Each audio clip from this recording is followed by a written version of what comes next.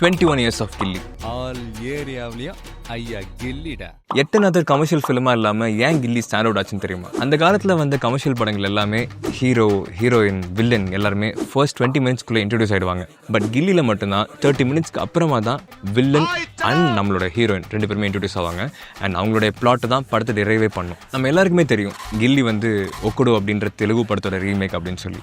But ஒக்கடுவை விட கில்லி ஏன் XL ஆச்சு தெரியுமா? அதுக்கு ஒரு முக்கியமான காரணம் இருக்கு. ஒக்கடுவில் ஹீரோக்கு ஹீரோயினை சேவ் பண்ணுறது மட்டும்தான் ஒரு மிகப்பெரிய பிளாட்டாக இருக்கும். அந்த கான்ஃப்ளிக்ட் மட்டும்தான் படத்தை ரன் பண்ணும். பட் கில்லியில் ஹீரோக்கும் அவங்களோட அப்பாவுக்கும் ஒரு தனி கான்ஃப்ளிக்ட் இருக்கும். ஹீரோ வந்து கபடி ஆடுறது அவங்க அப்பாவுக்கு பிடிக்காது. இதை வந்து நல்லா எம்பசைஸ் பண்ணி படத்தில் ரைட்டிங்காக கொண்டு போனதுனால ஸோ படத்தில் உங்களுக்கு ஒரு பிளாட் இல்லை, 2 பிக்கர் பிளாட் இருக்கும். அது கில்லியை ஸ்டாண்ட் அவுட் பண்ண வச்சுது. அண்ட் படத்தில் எல்லாம் பேசிக்கான ஆக்ஷன் பிளாக்ஸ் தான் அந்த காலத்தில் இருந்துட்டு இருந்தது. பட் தளபதியோட ஃபர்ஸ்ட் என்ட்ரிலேயே வந்து ஒரு ஆக்ஷன் பிளாக் இருக்கும். அந்த ஆக்ஷன் பிளாக் முழுக்க ஒரு பார்க்கர் ஸ்டைலில் ட்ரை பண்ணியிருப்பாங்க.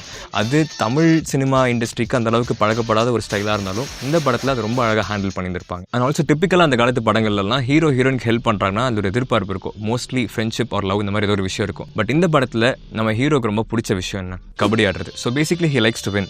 ஸோ அப்படி இருக்கும்போது ஹீரோயினை காப்பாற்றணும், அது ஒரு டாஸ்க் மாதிரி அவங்க எடுத்துகிட்டு அவங்களை காப்பாற்றி சேவ் பண்ணுறது மட்டும்தான் அவரோட ஒரே மோட்டோவாக இருக்கும் படத்தில். அப்படி இருக்கும்போது தற்செயலாக ஹீரோயினுக்கு ஹீரோ மேலே லவ் வந்துடும். அதுக்கப்புறம் இவருக்கும் லவ் வரும். ஸோ லவ் அப்படின்ற ஒரு விஷயத்தை எதிர்பார்த்து அவர் அந்த ஹெல்ப் பண்ணியிருக்க மாட்டாங்க.